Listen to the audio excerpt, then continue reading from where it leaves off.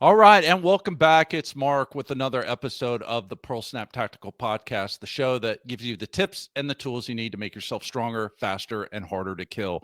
I'm joined with me all the way from merry old England, my special guest, Antony Cummins. Welcome, sir. Thank you very much. Yes, everybody calls me Anthony. Everybody. And in Japan, they go Anthony. So my name is Anthony in Japan, even though they can clearly say Antony. But yes, I'm glad to be here. Thank you very much.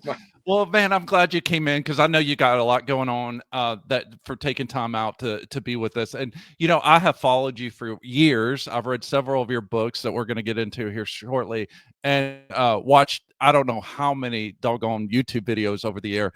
And I think it was just now as we were emailing back and forth that I realized, oh shit, his name's Anthony, not Anthony. It was hidden in plain sight, man. Hidden in plain sight.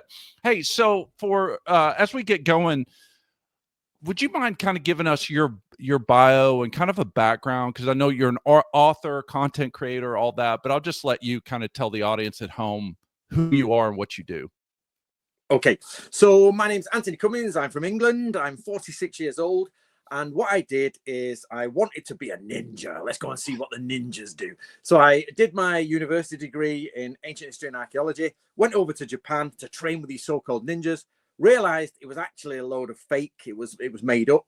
And then I've spent the last 15 or so years searching Japan for ninja scrolls and special, the history of the samurai and the ninja from a historical point of view. I've got my master's degree since then, and we've published about 20 books in all on different, so you're mainly Samurai Ninja and The Art of War by Sun Tzu, and I've gone deep dive into so I've got one question in life: what did the Samurai Ninja actually do? That's it. And that's the life goals work, and I'm working towards getting that over to the rest of the people, because most of what we know is not really that correct. Oh yeah, and you and I were talking, and for anybody who is an 80s baby, man, like the ninja dude, it was such an amazing thing, amazing time to be alive. We were all running around in the black pajamas and kicking and doing all kinds of stuff. But it was kind of a victim of its own success in a sense that it just became a caricature then. It's on cartoons. It's now we use it like anytime you're trying to be over the top secret, someone will call you like, ninja skills or something like that, it's kind of now a topic that's hard to approach, isn't it?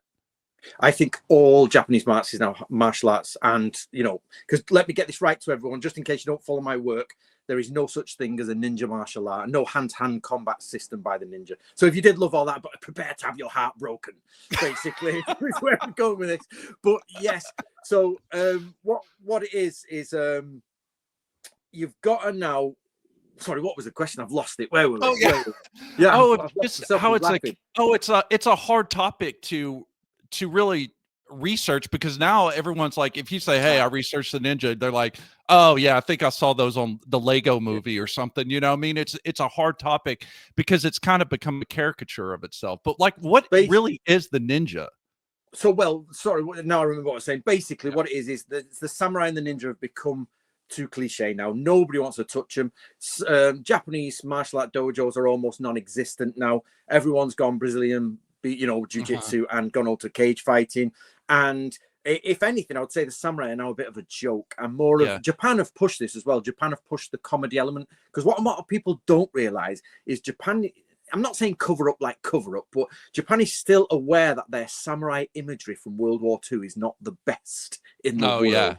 Yeah. The generation after us, those burnout are not that much with it, but anyone over 45, 50, and you do any type of research, and it's talking about like they were brutal in World War II, and they were absolutely obsessed with a man called Kusunoki Masashige, who was alive in the 1300s, and he literally knew he was going to die. He was one of the best generals in Japan, and the emperor ordered him to do something which he knew would kill him, and he did it. And he became that was it. Then you must die for your emperor, and that was it.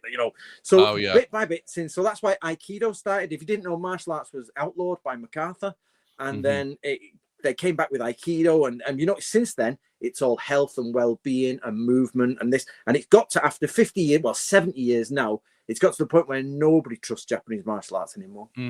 Yeah. But if you went back so I've divided it into three things basically. There's historical martial arts, traditional martial arts, and modern martial arts. And the difference is traditional martial arts went through that period of change. And modern martial arts doesn't account for someone stamping on your head and knifing you while you know somebody's outside. So historically, you're on the battlefield, you got to survive. Traditionally, it changed and become very esoteric. Modern is like, well, we're in a cage, nobody's going to bother us, so I'll stand with my legs open and let you just, you know, I mean, you can't hit me in the nuts, so I'll stand with my legs open. I'm safe. Yeah, they're different. Yeah. So that's the problem there. And then, of course, the ninja are basically commando spies which are attached to your army. So it's not a case of the ninja live out there in the wilderness. They are what it's the CIA with the Navy SEALs mixed into one, and they're you guys who go out with you. Some of them that are operatives, and some of them you don't know are operatives, and that the government run it. When I say government, the state that they were employed by at the time. Yeah, I kind of liken them to kind of like CIA, like black ops type dudes. Like I didn't really understand that until I came across your work, that like the ninja were samurai. They were just a more so ninja was a skill set of the samurai class, according to what your research has uncovered, right? Yes, there is a little bit of on the whole, yes, that's absolutely correct. Yes, it is. There's a little bit of not a counter argument, but an addition to that. But on the whole, the samurai armies were established. A warlord had so much money and land. He had land. It was about agricultural power. He had agricultural power. He owned the land, which means he could feed, say, 1,000 warriors. He fed 1,000 warriors, and out of that, roughly about 50 of them would study clandestine warfare, and they were attached to different bands. For example, when you sent your military engineers out in old samurai times, they're called shinobi properly, but ninja would go out with them and organize where to do things, where to mine, where to undermine things, and all sorts. Yeah, and they could do everything from like being a secret police to infiltrating castles and lowering the drawbridge, so to say. I mean, just all assassination, just kind of all that stuff that even we see in today in black ops type stuff, right? Just but you'd also get specialists inside of that. So if someone's amazing at language and dialect, but they're rubbish at fighting, and they're not going to climb a bridge ever, you know what I mean? You said they're still shinobi. They're sent in to do stuff and manipulate and all that. Or there's people who copy handwriting, like people, it would be what we'd call class as internet sort of espionage. Now they would do the same sort of thing, sending letters that are mistaken. But you get your absolute lads with a sort of like inked up face, knife in the mouth, climbing a drawbridge, and in you go. Yeah. So, well, let me bust another myth real quick before we get into some questions I have for you. But the black pajamas thing, that was their uniform every day, wearing a black mask and black. That's kind of BS, right? It is, and so this is a bit of a complex one. Yes, it is, but there is a reason. So basically, if you go back to the warring periods of Japan, there is no need for them to wear a mask. We have documentation which shows why they don't wear a mask. But on the whole, they would wear normal gear, but carry ropes and ladders. And there is some idea that they would wear lighter colors when the moon is full, so they didn't stand out as a shadow, and darker colors when the moon is going darker. But where this image comes from is later when the war's finished. Most people don't realize samurai history divided into multiple categories, and the last period for the last 250 years wasn't warfare, and it was peace. It weren't even peace. It was North Korea. It was literally a dictatorship. You were told what hairstyle you could have, what you could do. You were executed for almost nothing. You know what I mean? The penalty in Japan in this period of peace was death for everything. And what we found is people who didn't want to be recognized because they were normally stealing in their own, township. They would cover their faces and wear black. But the problem is the word shinobi means infiltrate. So when they write it down, they say shinobi, but it's the verb to infiltrate, not the noun, the person. So all that gets mixed in by Fujita Seiko and everything, and suddenly shinobi wear black, and you're like, no, infiltrate people. So this becomes an English problem. Burglars wear black. Infiltrators don't have to, but in Japan it's the same word. Got you. All right, good. So, all right, so we kind of established the the relationship between the ninja and samurai, but and you did talk a little bit about the samurai, but if you don't mind, just hit that again. Like when we say samurai, particularly in feudal Japan, like what is that? How do you distinguish him from just a common foot soldier? Right. Yeah, absolutely. So basically, the samurai started roughly about the year 800 and they finished about midway through the 1800s. So you're looking at about 1,000 years they were, there. Mm-hmm. They didn't really get into power until the 11, 12, 1300s. But what it was is they were the military servants to the emperor. And bit by bit, over the centuries, over the decades, they realized they don't really need the emperor to run the country. So they decided to just take part. Basically, it was like the military arm of the UK taking over from the Queen. Yeah. So I'm sorry, go ahead. No, go on. So very similar to feudal Europe and England, right? Where the king at one point doesn't really have a lot of power. He's kind of a figurehead, and it's really run by dukes and nobles. I mean, is that fair to say? That's close. Yeah, it's close. Basically, it depends. So the emperor's still there. But yes, he's as you like, his dukes and his barons are all about him, if you like, because half of them are aristocratic as well. So this is another complicated thing. The samurai, it's very easy to explain on a simple level, but they also marry into the imperial family. They all get a bit, titles start to shift. But on the whole, they are the strong men who enforce the imperial way. But the emperor then, by the way, who's never been ousted, it's the same family for 2,000 years. Wow. And they've gone from uncle to nephew and all that, but they're the longest reigning monarchy, I think, in the world. And but basically the samurai would pretend to obey the emperor, but the emperor was told what to say. Yeah. And then that's where you get the word shogun. So the emperor is the royal king, and the shogun is your military dictator. So Trump would be your shogun, basically. Yeah. Okay. He's the guy, you know what I mean? And whoever was your oldest aristocratic family from America would be like, I've got no power, but I'm an old family and we've got a good name. Yeah, got you. Okay. So I mean, so in a nutshell, would you say that the samurai were kind of like the nobility, kind of like the knights of feudal Europe? So that's the other distinction. So they have to have, normally, as I say, broadly speaking, they have to own land, really, or have ownership over the power from land, because it gets a bit complicated. Because at first, samurai used to live in the hamlets out in the middle of the mountains in Japan, and they used to have fortifications. And somebody said, right, you've got 100 acres to farm, and that 100 acres is yours. But you will serve me, otherwise I'm going to take over your family. You will serve me. But then later on, they brought them all to the castle towns and they lost their connection to the farmers. And what happened then is the farms were run by bureaucrats, and that money came to a central power and then redistributed among the samurai.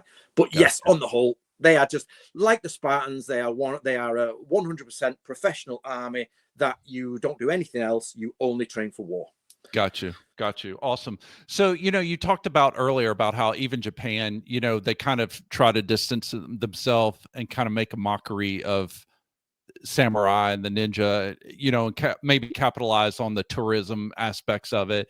But, and I see the same thing in Europe and in America. It's like we're living in a modern world that profanes anything that's traditional, anything that smacks of traditional, because I think part of the reason is, the myth of progress, abandoning anything that's old. We're so much more advanced than the people, in the past. We don't want to look backwards, but also because these guys have a spiritual component that creates a type of resiliency that they had to have for their time. And I think in the modern world, powers that be do not want people to access that. And that's not me putting on a tinfoil hat. I just, I see that because anytime you have someone try to resurrect kind of the more or revalorize the more martial aspects of their ancestors or something like that, man, in the modern world, powers that be, they get really nervous about that.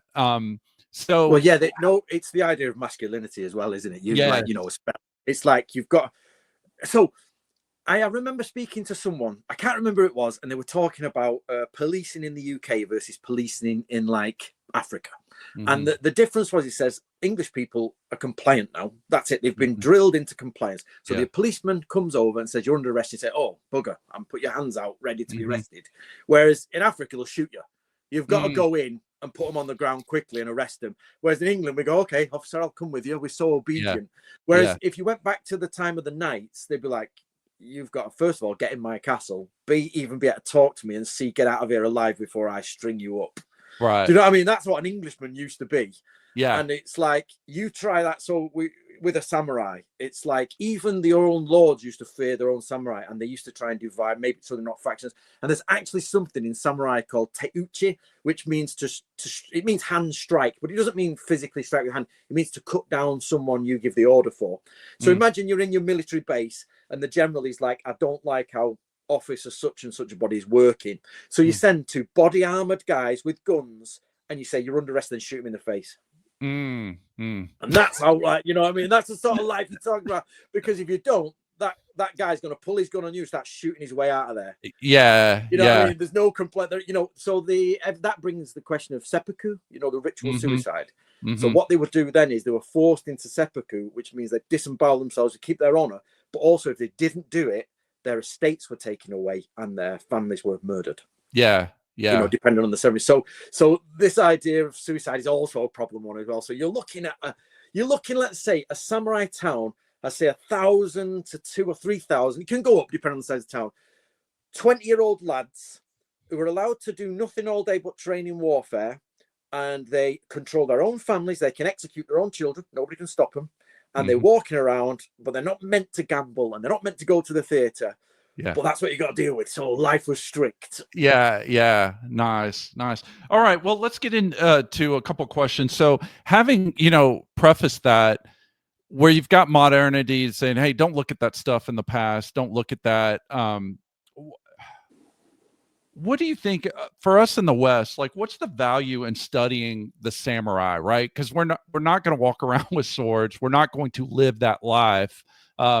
Even a lot of their concepts regarding honor are different than the concepts of honor, even in ancient Europe, similar, but there's nuances that are different. But what's the value for someone like who's in the military today, or maybe a police officer, or just a security minded citizen? What's the value in studying the ancient samurai?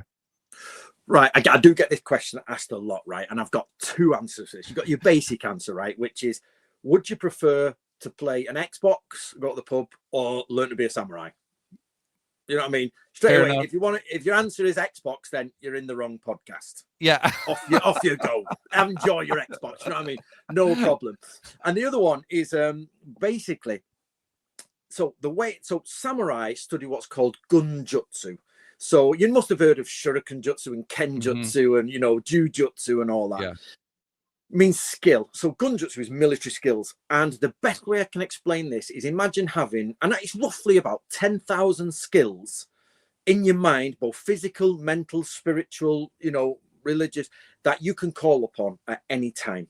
So, for example, even simple things like I was building something this morning. I need to find the middle of something, but I don't want to tape measure. You get a piece of string, put a piece of string across, fold it in half. There's your middle. That's it. Done. Do you know what I mean?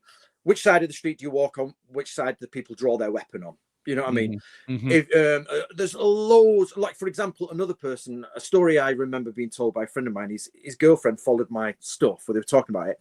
And one of the ninja skills is, if you see birds fly off all of a sudden in the distance, somebody's there. And she was driving around English country lanes and she saw birds fly up around the corner and she thought a car's there. So she pulled off and a car raced round without checking. It should have been a head-on crash. Wow. So it's like she said, she just realized them birds have gone. They shouldn't have done that. So everything. So you imagine 10,000 mini skills like that if you train, you pick out the right time and use. Got you. So that was answer number 1, right? Did you say? No, sorry. Number 1. That was both. If you've got if you don't, do you want to play Xbox or do you want to? Oh, that's right. Yeah, I'm sorry. That's all the reason you need. Sorry.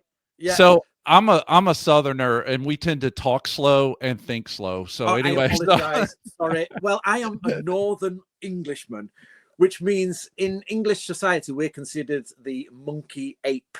Oh, okay. Okay.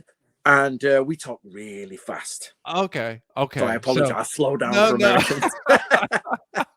No, you're good. My point being is, if you don't need, my real thing is, You don't need an excuse. I've done it myself. What's the point in studying all this? You've got your life here. If you believe in reincarnation or don't believe in reincarnation, you've got this life that you're in. What's the point in studying that? And then you think, well, what's the point of going on an Xbox? What's the point of going to a football match? What's the point of going to a pub? Do you enjoy it? Do it. You don't need an excuse. Exactly. Enjoy it. Exactly. Yeah. You don't need a reason. If it's something you like and you're passionate about, you don't need a reason. That is a reason, right? So I like that. So I wanted to talk about, you've got a newer book out. Unfortunately, I've not read this, but it's in my queue. I'm going to read it. I went and looked through but I have read several of your other books, and I highly recommend them. So, but I did go through the table of contents, and I kind of teased out a couple things I'd like to go through, and maybe you can set this in context, both for how the samurai saw it and then how we can apply it today. Because that's really, the book is how to be a modern samurai. Yeah, right. So that's how to be a modern samurai. Let me say that. It's how to be a modern samurai, 10 steps to find your power and achieving success, which was not a title designed by me. That is a publishing title. Absolutely.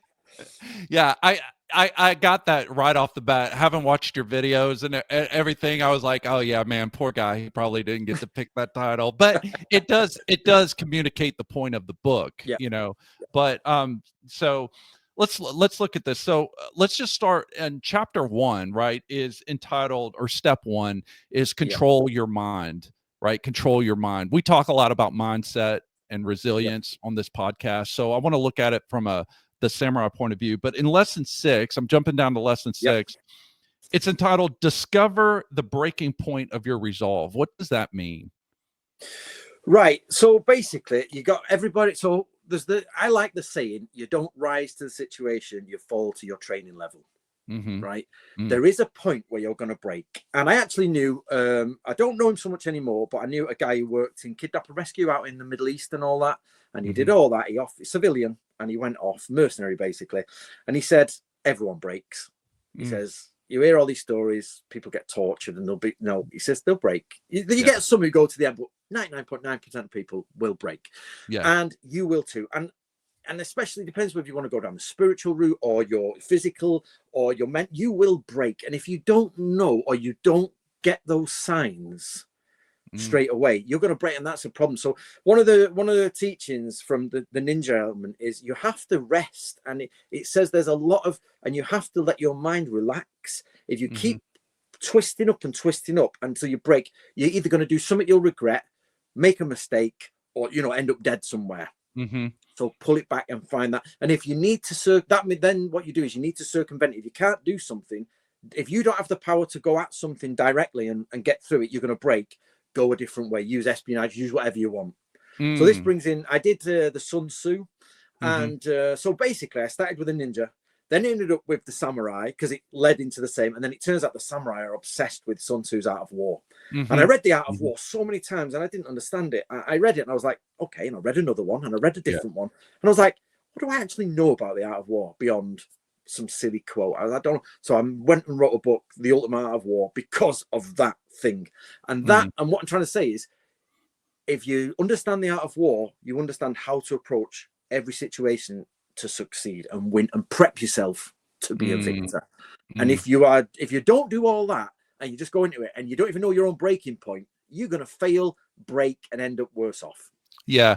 Well, I can tell you from my personal experience, I've had that happen to me, man. I really have burnt myself out before and made bad decisions that then I had to go back and correct. And I mean, and really that's something that can happen at any time, right? In your life. That's not something you've just learned once. I wish you could. I'll give you an example. Right? Some taxi driver yesterday beeping at me. So giving it all this. So I tried chasing him down the bloody street. I don't you start, mate. But and then I was calm, sophisticated, smooth. I'll beat you, mate. I like driving along. My missus has a go at me, and I'm so angry. My stepdaughters can make me wild with anger. You know what I mean? And I fail because I don't recognize the my breaking level there, and I engage with the situation, and I quickly hit breaking point. But outside of it, in another situation, I'm far away from my breaking point. Right. Smooth. Yeah. So it will depend on everything. Do you know what I mean? So you have to work on those areas. So all right. So if someone's listening at home, they're like, hey, that makes sense, but like find your breaking point. Are there any things that you uncovered in your research? Like, how do you discover what your breaking point is? Oh no, that there's nothing mysterious about that. It's literally you just got so Zen. Are you interested in Zen at all? Oh yeah, yeah. Yeah. Zen. Basically, Zen is about, and Buddhism, in all honesty, is self-awareness, and it's about turning, like, I can't remember which Greek said it. Know thyself. Right. I mean? That's it. It's as simple as you've got. So I'm trying to demystify the samurai, but then rebuild people's confidence in the fact that I'm trying to not modernize them or westernize them, but get rid of the spiritual aspect. It's still there. Don't get me wrong. The spiritual aspect's still there, but it is not some mystical spell you do. It's not some weird chanting you do. It is literally self, investigation. Push it to the point where you really know yourself and ask, am I doing this because it benefits me, or am I doing this because it's the right thing to do? Right. And, you're down that route. And if it benefits me, so how can I say? One of the things, I'll give you an example. Somebody's broke down on the side of the road, yeah? And you drive over and you help them. But it's a sunny day. You've got loads of time.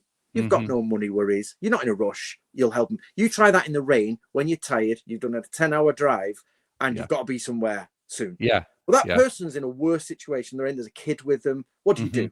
And 99% of the time, you just go, oh, somebody else will deal with it. Yeah. You've reached your point where you're like, I won't even help. So person at the side, I won't even help. Yeah. And so understanding where you're at, then as you come into situations, you have a better grasp on what you're able to do, what you're willing to do, and how to best position yourself, right? Yeah, and then it's not in Zen, and especially in the East, it's known as polishing the mirror or calming the water. So if the idea is, if a mirror gets dust on it, and this is very much a Shinto Zen over that sort of side, you don't see the world correctly, or if the ocean of the waves is going, you don't see the reflection of the moon correctly. So when you're driving past that person, you're like, well, they've probably got the roadside cover, and I've got to do this, and you'll persuade yourself you're right to move on. But if you polish that mirror and look, you'll be like, I'm being selfish. I haven't got the time. And that's the truth. But nobody ever says that to them. Yeah. Nobody says, I'm an idiot. I should have stopped. But it's there in the bottom of the mind, but they'll cover it with dust. Yeah. I like that. There's another one in lesson 9. It says, I mean, there's so many of these, man. I would have loved to go through all of those, but lesson 9 says, be aware of your social circle and how it will alter your mind. What does that mean? So basically, there's an old samurai story where it says, if you paint a room red, just get red paint and paint room red, and you walk about that room in your daily life, you will absolutely get red paint on you. There is no way to not get paint on you. And that is the point, that if you move around in different circles, so if you go conservative and you go with only conservative people, you will become more conservative. You go around with liberal people, you will become more, because you're just attuned to that naturally. And they say, what is it? You should get your top 10 friends in your life, or the top 10 people around you, and you are a balance of those. So you will find that is absolutely, and those. So I have hung around with, I've never been in the military per se, but I used to do the tall ship sailing with the Sea Cadets, naval cadets and all that. And I used to teach kids and all this. And I've hung around with captains, and I've hung around in wardrooms, and I've gone all the way to the lower decks and the worst of the worst dregs and all that. I've got military family and all this. And you do find, so the samurai say there are various ways to talk to different people from different echelons of society. But on the whole, most people are basically the same, but they differ in the way they bring it out. Like, we have the same basic needs, don't we, underneath? But like, I don't know, I'm not a massively political person, but you'll find that both left and right are fighting for the same thing, but in different ways. You know what I mean? They want to control the other side. You know what I mean? I want to control the other side. So it is as simple as that. Is, if you are not aware that you are being influenced by the people around you, this is another one, self-reflection. You've got to think, right, what I just said, is that me, or is that somebody else's voice coming through? And one of the things to tell if someone's lying or not, which is a ninja skill along these lines, is it says, talk to someone for a long time and then ask them about a question about what you're investigating. And if suddenly their intelligence level rises on what you've asked them, that information's planted by someone else. It's not their information. So you can tell, because they've been told something, And you Yeah. can, you know, everybody comes to a party and go, "Did you know this?" And they tell you something about physics, and you, Yeah. but that's not how intelligent they are. They just read that. You know, Oh it's yeah. not that Yeah. they're intelligent, but so you Yeah. know they've got that's external information. This is internal information. That's their level of intelligence, and you start to work like that. No, that's really interesting because just even in my job, like, you know, we do a lot of tactical training, but also had an intelligence background in the Army. I was in an interrogator platoon and got some training with that. But, you know, I'll train law enforcement on doing interviews and interrogation and using something very similar to that about first, like, hey, man, your first goal walking into the project is just to get the person talking. Like, ask them questions, ask them 20 questions, have those questions ready. You already know the answer to them so that you can get a baseline of who this person is, how they answer questions. And you're trying to talk to them in the least stressful way possible. They're already going to be stressed because they're in a police station, right? They're a police officer. Like, even if they haven't done anything, like if I went down and sat in an interview room with a police officer, just even as a witness, I would be not myself completely because I'm in a police station, you know what I mean? Yep. But you try as much as you can to just get that baseline. And then when you start leveling up the pressure a little bit, you see how they change. And it won't always tell you if they're lying, but you'll definitely see where their comfort zone is and when they get uncomfortable. And you got to ask yourself, well, why are they getting uncomfortable? Man, am I getting something close? Are they involved, or is there something they're not telling me or something like that? So that's funny how, you know, tactics may change, but the principles always remain the same. So that's really interesting. But yeah, dude, your circle of friends, and I would say, just before we move on to the other one, the takeaway for me is you have a finite amount of time, and your relationships that you choose, you really need to be very intentional about those. Yeah. Making sure you're pulling in quality people, and not necessarily people that just think the same way that you do, Yep. but you can have people, you know, I have all kinds of friends, people who are on different side of the political spectrum as me, but they're still good people. Maybe we don't agree, but I like to be around those people because I feel like it keeps me balanced a little bit. So not everybody I have in my circle is military. A lot of them are, just because I'm still in, but I have some eclectic kind of people, some hippie people. So I just have a mix. But yeah, because I think people don't understand enough just how much others influence you, you know, especially if they're your friends. And so you want to choose quality people. I And like people that. don't want to stand out in a crowd, which is bizarre. You get strong people who will stand out in a crowd, or even in situations where you need to, but most of them will follow the crowd. That is human nature, is to follow the crowd. Yep. That's how you get mob violence. That's Yep. how you get, you know, into just two political systems, pretty much, for the entire Yeah. population of the world. You Yeah. know, nobody Yeah. thought, you know, I'll come up with a different one. You know what I mean? That's pretty much mainly what you get, you know, and Yeah. or you get a crazy one on the side. So Yeah. yeah, people will follow the crowd, but it's very hard. And that's another point, I suppose, about samurai thing is you've got it. Samurai teachings say for 95% of the time, I'm making that figure up, but roughly Yeah. most Yeah. of the time, don't do anything, don't say anything out of the ordinary, don't get Mhm. yourself in trouble. But if you don't when it's needed, you're a coward. Yeah. So you Yeah. got to stand up when you got to stand up and say no, wrong, irrelevant of who's around you. And I say if you let people manipulate, and they don't know they're manipulating, if you just sit in Mhm. that soup of people going round, you suddenly your vocab changes and all the Yeah. bits change. You know, especially with the culture wars going today and about like pronoun wars and all that. Yeah. Yeah. Suddenly people are bending a certain way, and people put, you know, but you find that goal's moving every year now one Yeah. way. Yeah. Oh, absolutely. Absolutely. Um, yeah, man, there's a lot.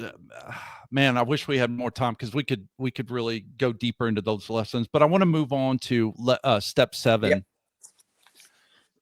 So in step 7, you talk about understanding the way of war. And I mean, we're Yeah. talking about samurai, right? These are warriors. So understanding the way of war. So it's a lot of fun to study. I'm interested in that kind of stuff. But for someone who's like, yeah, but what's the practical aspect? You know, what are some ways someone who's not a professional soldier, or at least they're not doing that anymore, how do they find value in studying the art of war for their modern day?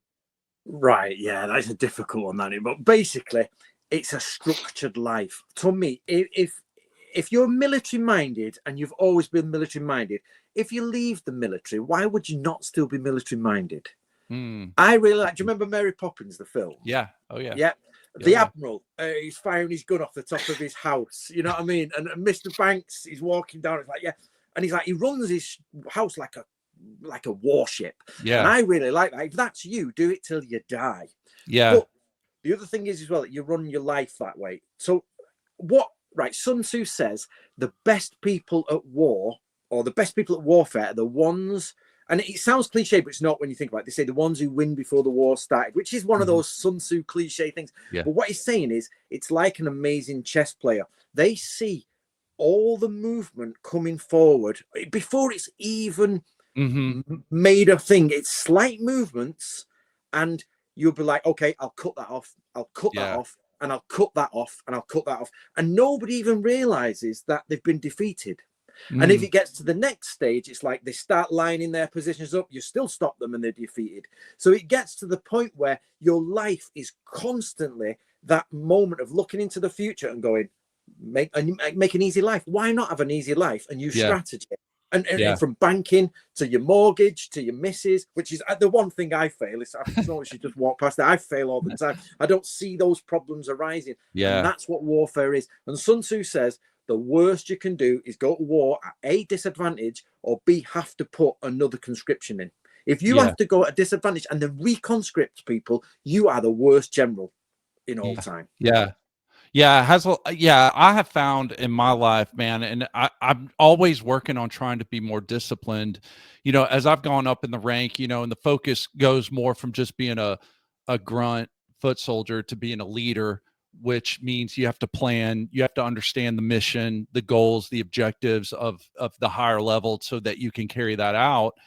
And, after a while, when you study that stuff, you learn it, you put it into practice in a military environment, you start seeing that, man, this is a great paradigm for life. I think it was, one of my favorite quotes, and I paraphrase it, but Heraclitus, said that war is the father of all things. And it's not just people fighting each other, but struggle. Life is struggle. Life is problems. Life is overcoming. And you need to arm yourself with some kind of mindset, and not just, hey, I'm going to crush this, but to have a paradigm of how you assess problems and how you're going to solve them. And for me, the military gave me that. I don't always put it into practice like I should, or to the degree I would like to, but at least I have that framework. And I think you don't have to be in the military to learn that. You can do it by studying it and applying it, you know what I mean? Because not everybody's going to be able to go to war, right? But you have a war in your life, or a struggle and a battle that we face every day. And having this type of wisdom to draw on, I have found for me is very helpful. What do you think about that? Well, one of the key principles in the Book of Samurai, that one there, basically, is one of the first things he says, and this is from a 1600s guy. He says, the main point for samurai life is prepare for war, and then once war comes, bring about peace. And it's just a constant cycle. And you're right, you're here. So the question, this then becomes an esoteric question. Are we here for a reason? Does reincarnation exist? Are we meant to progress into something else? And the idea is, and let's be honest, life is a struggle. It doesn't matter how well off you are in a constant cycle of struggle. And that, for me, holds true. It's like something's going to come along soon that I've got to prepare for. And then when it's here, I need to have the skills to bring that back to normality. But then in that normality, know that the cycle's going to come round again. And that's going to happen till I die. Yeah. Do you know what I mean? Yeah. So why not prepare from the basics of clean room, clean uniform, clean clothes, folded away, everything away, to weapon prepared, mental ability prepared, physical ability, flexibility, financial freedom, which we don't all have. I'm an author. Everybody thinks I'm the richest man in the world. I wish. And this is, so I have to approach, it's the same thing. I have to approach the publishing, like for example, How to Be a Modern Samurai. Yeah. I actually like this book, and it's been one of my better books, but it was one of those where I follow the more complicated version, but not everybody has 24 hours a day like me to study this. Yeah. So the publishers was like, come on, Anthony, I said, well, how about a simplified, by simple, I don't mean it's not as deep. What I mean is it's direct to the point. You don't have to do the research. I did it for you. I eliminated all the questions and problems, and I put it down. And I call it sort of my taxi driver philosophy. So a Mm-hmm. taxi driver, an Uber cab or a taxi driver, he gets, say, 10 minutes between fares, and he can pull out, like, that's why it's set up like this. Here's one page, and it's complete in that page, and that's all you need to know. Then you don't have to go, where was I? I'm in that situation. So I've written it so people can pick it up, take what they want, put it down, come back later. Yeah. Nice. Yep. Nice. I like it. Let's move on to step 10. And then maybe we'll come back and kind of put it all together. But step 10 is treading a spiritual path. And I know sometimes people might get squeamish on this, because that word spirituality, right? That can mean a lot of different things to different people.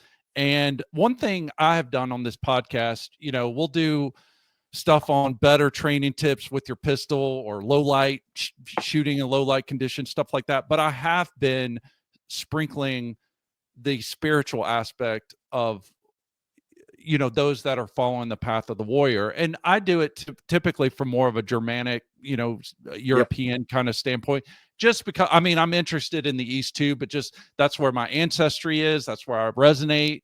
It's in a language that's, the concepts are more familiar to me. But that is something that I have noticed, that there's a through line that doesn't matter what culture, especially if you go, in the ancient lands, that all of these warriors had a spiritual practice to them. What does, and maybe this is kind of putting you on the spot, but you're an author and you've given thought to these principles before, I'm sure. But what, just for you, right? What does spirituality, what does that mean to you? What is for me, first of all, you have to decide. So it's about meaning for life. Meaning, what is it? That's the core principle of everything for me. What created the universe? Was it an accident, or did something create it? If that something created it, did it give purpose? Do you have a purpose? And that's the only real question for all spirituality. Do I have a purpose? What is that purpose? And I live up to that purpose. You know what I mean? That's what it is. So I would say then it's about, if you're going to put me on the spot, right, this is what I believe. Earth is probably a hell planet. It's a hell planet. If there are, so I want to be clear here, guys. I have beliefs. I don't know anything. A lot of spiritual preachers know something. Right, and I'm like, no, right. I have no idea. We could switch off and that's the end of it. But to me, if you even contemplate existence, it's so mind-bogglingly impressive. Just existence. The fact that it exists, which is a conundrum in itself, that existence exists, is so mind-blowing that to me, it has to have a purpose. It's got to be a purpose. And then if you look at the world, everything is a struggle. It seems that, this person, millionaire, multimillionaire's daughter's committed suicide, or they've burnt themselves up in a car crash, and this person's so poor they've got no food. Everything seems to be a struggle, and it seems to be moments of bliss inside of it. So it's almost like the carrot and the stick. You've got to go through this to learn something. Now, we're going to talk about Germanic things. You're on the same page as me, to be honest. I'm studying Beowulf at the minute and trying to learn a bit of Anglo-Saxon along the way. Why not? And the idea, I've been looking at the Indo-Europeans, and of course you're not allowed to say the Aryans. God, say that. We've got to say PIE, Proto-Indo-Europeans, and their idea of, or the idea in the West, that reincarnation also existed. So the Romans used to write about the people in the West, i.e. the British, and say they believe in reincarnation. They believe their soul comes back, they will die and all that. And I really think of all the spiritual paths, reincarnation is probably the most realistic or logical. And also it wasn't just an Eastern thing. It's very much a Western thing as well. But Christianity took that away. I know I'm rambling on, but you've hit a subject here. So then basically, but Christianity also fits into it bizarrely, because Buddhism, which is reincarnation, same as Jainism and all that, it's like heaven and hell is there, but you spend some time in heaven and you spend some time in hell, depending on what you've done on your karmic debt. And then it's like, so imagine if Christ just a flash of the one life where you've gone to heaven or gone to hell, but actually they missed the reincarnation bit and you come out of there and come back again. It all actually fits.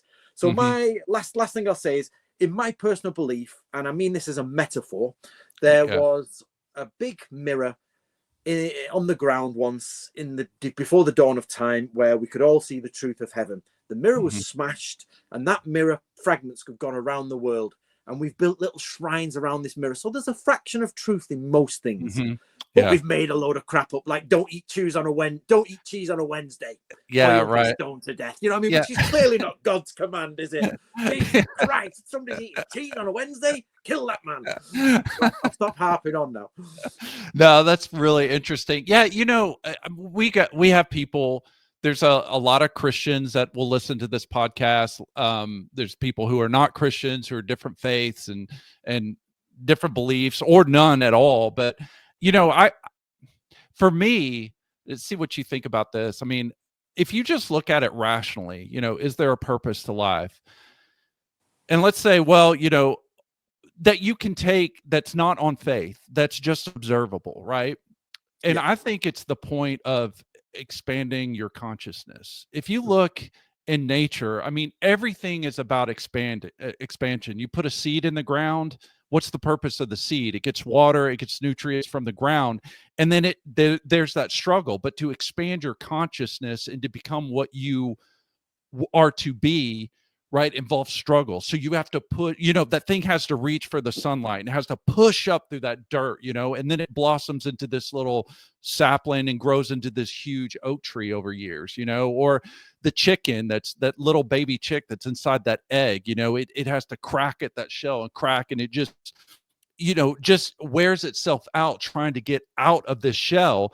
And I think in our life too, we think, oh, okay, good, I got out of the shell. All right, now I can take a break and live the good life. And it's like, oh no, oh no, no, now you got to keep, you got to keep from getting eaten by a chicken hawk, you know, or a fox or something. Like you just started, dude. You just got your that was just your ticket to admission into this, you know, game of life. And you know, and then as human beings, you know, what a shame it is, you know. And I'm not downing on, you know, we got adult men that are just spending hours and hours on video games even, or just wasting their life watching Netflix. And I mean, I'll watch movies too, but what I'm saying is that the whole purpose, it seems, just from a rational, objective point of view, is that everything in life is designed to expand and to grow. And that in a sense, and it comes back to what you're, you know, we're here to learn, we're here to grow, we're here to become stronger.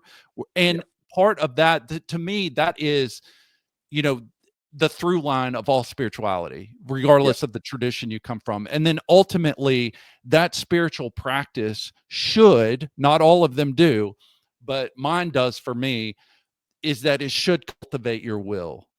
Like if it's not like and not all of the traditions do that. I think in fact they do the opposite, some of them. And so, you know, I'm not telling people how to live their life, but I would definitely ask yourself, if you are in a tradition or a faith or whatever, I mean, is this cultivating my will? Is this causing me to expand, to become stronger, mightier, more control of myself?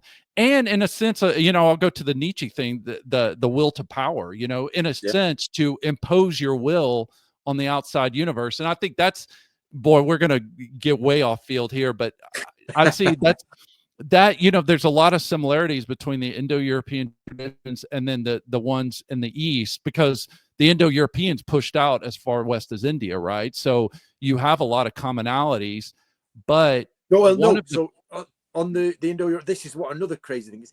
The Indo-Europeans come from the Caspian Mountains, right? Right. And they literally go all the way to Ireland, right? Yeah. And they invade. Then, you're right. They go into India, but the steps, if you look geographically, the steps are right there, and you start seeing very clues of it. All the way in China, you see a Sky Father and an Earth Mother, and there's not as many links done over there, but it's literally, if they go west that far, they can go east that far, and there's a lot of, you know, I'm not saying there's hardcore evidence there, but the ideas move along. Oh, they are, because even in the Bronze Age, I mean, they've got Bronze Age artifacts from Greece in China. You know what I mean? Like these people, like they had, even in the Bronze Age, these people aren't, you know, we study history and we're like, oh, here's the Greeks. They stay in their little pen. The Brits, they stay. And that's just, we know that's just not true at all.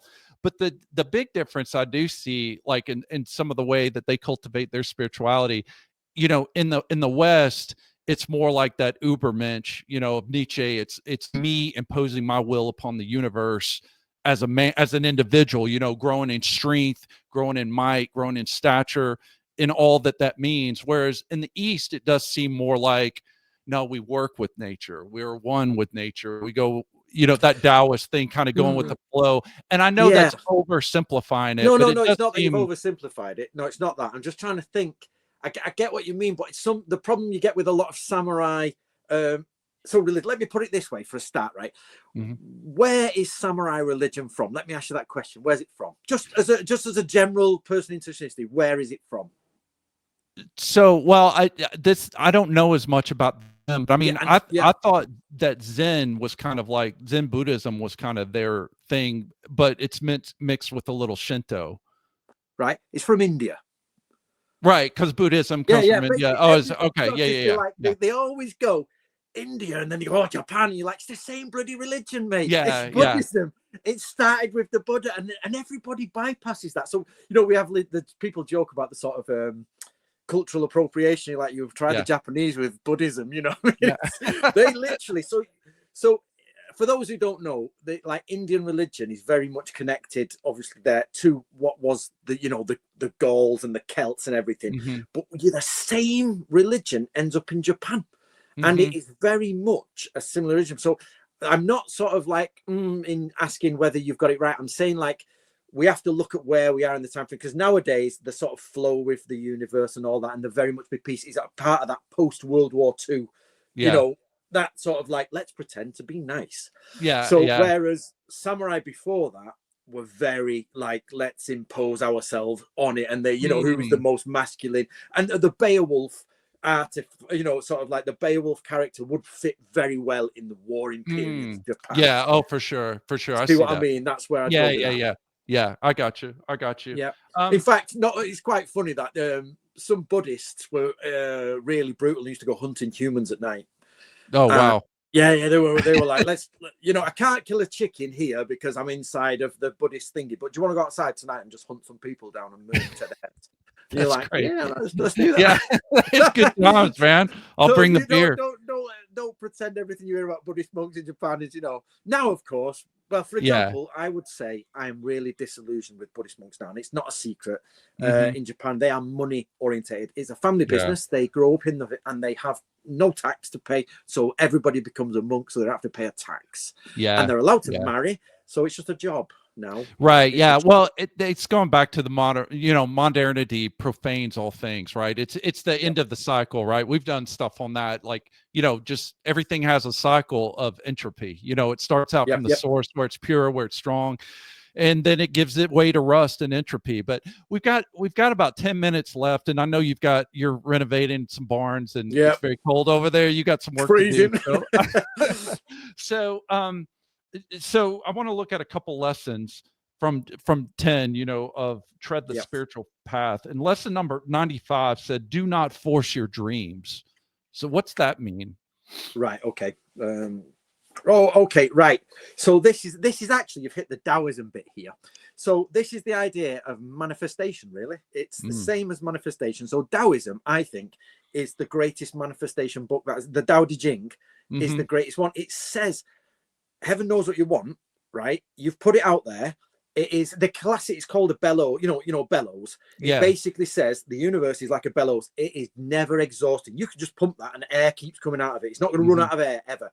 And the idea is, if you align yourself with the universe and you do everything correct, it will come into thinking for you. But it doesn't mean, so this is this concept everybody misunderstands called Wu Wei, and it means like effortless, whatever you want to, effortless effort or whatever. And the idea is not that you don't do anything. You've got to do everything in your power to make it come right, but don't push it.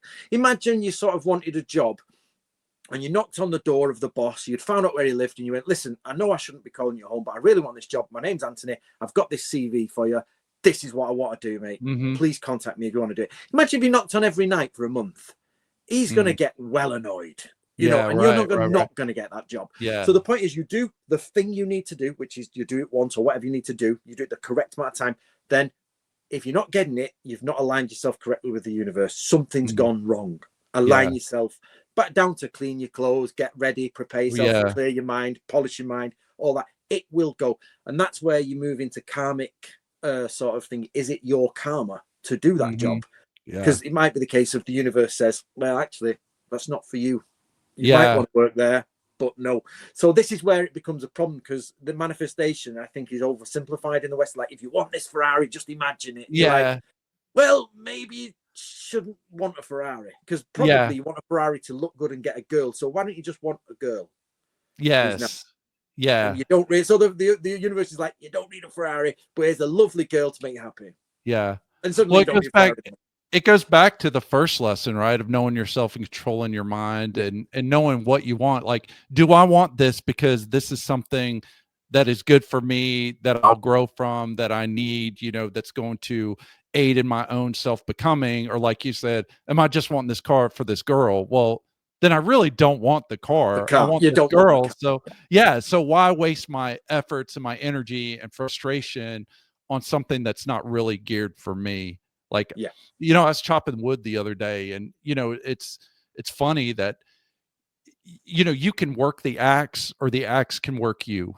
Right. And if you let the axe work you, then you're just going to wear yourself out. You're not going to have it good. But when you find the right rhythm and how to let the axe do the work, there's not a whole lot of effort that you're expending, and you're just splitting the wood. You know what I mean? It's like it's like you don't even feel the axe hit the wood, when you're splitting it. It just almost like it's doing itself, but it's understanding the nature of, in the process, and working with the process instead of trying to force it.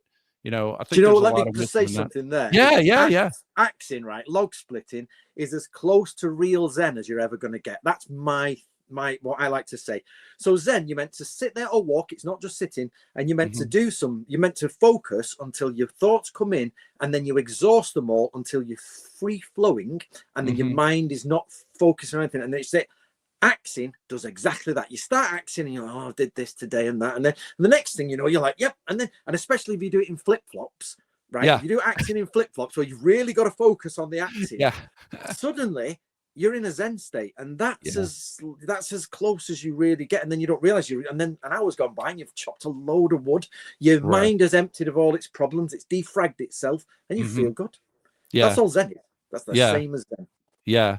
Yeah. I've found that in a lot of things, in exercising, in shooting. I mean, just when you can shut the mind off. Like, that's what I teach a lot of times when we're doing firearms training is one thing. You'll see people, they'll shoot and they're not shooting as well as they would like. And you could see them, man, they're talking to themselves, they're getting frustrated.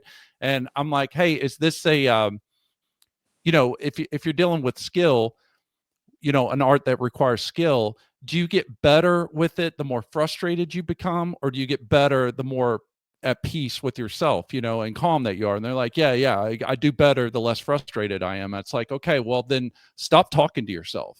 Whether you shoot good or you shoot bad, if you shoot good, don't be like, oh yeah, I did good. Cause that's happened to me before. I'm like shooting and I'm demoing a drill for people. And it's like, man, I'm a wizard on the gun. And then I start reading my own press and I'm like, oh man, I'm doing great today. All of a sudden my performance will drop immediately. And so I'm like, good or bad, stop talking to yourself. Just observe the sights, observe your finger pulling the trigger, just observe what's happening. Shut out the mind chatter. And of course you have to have the skill, right? You have to understand the fundamentals, but then as you apply those in a relaxed state, your performance tends to go better. So it's a good lesson for life too. Last one, and then we'll wrap it up and I'll let you go. 96, the next lesson says, have a clear intent. Man, I don't know what you're going to say, but I think this is probably one of the most important things for people in the modern age to really grasp. What does that mean? So there is actually, of course, we mean proper intent. So, what is there's a religious sect, and for a moment they've gone out of my brain. I think it's the Three Wise Men, and they are from, what's the bloody, they're Zoroastrian? Zoroastrianism. There it is. It's similar. So, good thoughts, good speech, good action. Yeah. And you know what? If you talk about spirituality, that for me is the one religion that hit the nail on the head. Forget their fire worshippers and that they run around like, keeping the ever fire going. But if you ever tried to have only good thoughts, only good speech, and only good action, and you last about 5 minutes before you fail. And if you take every spiritual teaching of the Bible, the Quran, the bloody Torah, if you break them all down, it's trying to do those three things. And to me, that's the secret of everything. So it's back to intent. So you can take intent a few ways. One of them is, putting your intent in the universe. Yeah. One of them is having good intent. But this lesson comes from Hagihara Juzo, who was a very interesting man who lived in about 1650 to, around there. And he was targeted by his enemies for killing, and he ended up fighting 33 people in different duels to the death. And basically he says this. He says your intent is hidden in 4 stages. So let me read them out for you.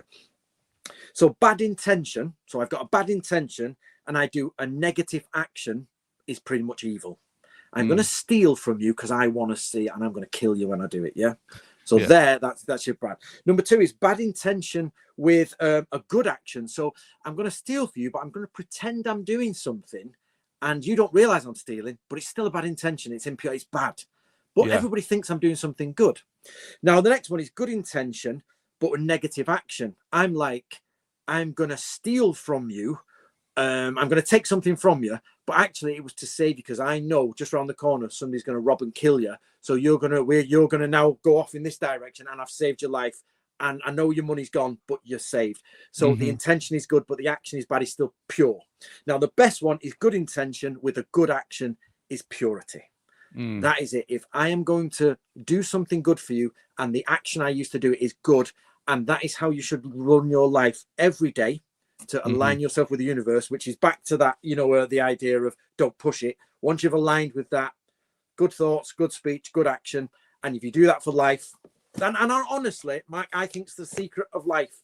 Yeah. And all Buddhists say, you got to find this Zen mind and all this. And I get all that. But if you can do that, you become a Buddha. You become Jesus Christ. You become you move on. That's it. You're done. Nice. Because you do that. If you live, so let's say the human life is 90 to 100 years. If you're actually living it pure. He said one samurai who was a doctor said the human body is designed to live 100 years, but every bit of impurity you do, whether it's thinking, speech, or bad or whatever, or just living in the cold, knocks so many minutes off your life. Yeah. So imagine being able to, from the age of 10, go on for 90 years thinking only good things, doing only good things. And if you did that, you are a savior. Yeah. Nice.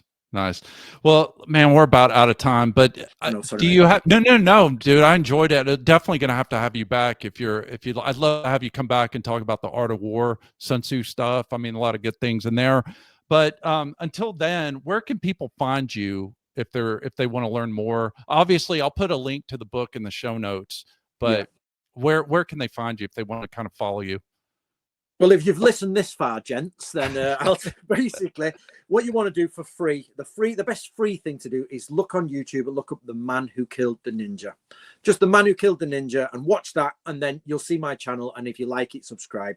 And if you would like to help me out then, especially Audible, I've got the Book of Bushido on Audible, which is an investigation into, the samurai ethics, and I've got a great deal on Audible basically through my publisher, and it really does help out and helps me build this bloody house and get out of this freezing bloody so I can get this renovation finished.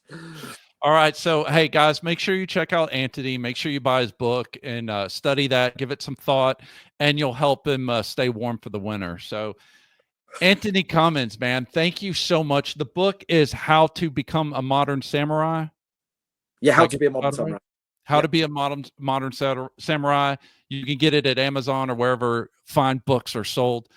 Antony Cummins, thanks for coming on, man. I really enjoyed this. No problem. And let's do the other ones. Let's do Out of War. And by the way, you'll be interested. I'm publishing, and it'll be out in a year, is a book on Zen and the sword. And it's almost directly about everything you spoke about today. Awesome. I think you like that. Awesome. And it's even done in the same series as that. Oh, cool. Well, we'll looking forward to that. All right. So, hey, thanks again, Antony. And I'm Mark signing off, telling you to stay sharp and keep it pearl snapped.